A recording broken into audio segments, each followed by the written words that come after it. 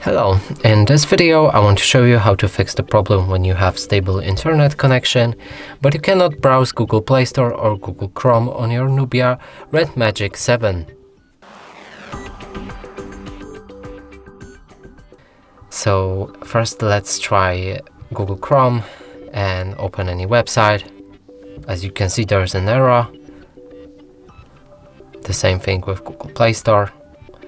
We can try downloading any game or app, but there's an error. So let's fix that. We'll need to open Settings, scroll all the way down and find Advanced Settings. Move to Date and Time and enable Set Time automatically. Now if we go back to Google Play Store, we should be able to see apps now.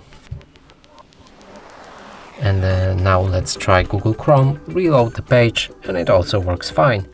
And that's it for this video. Hope you like it. Please consider subscribing to our channel, leave a like and a comment below.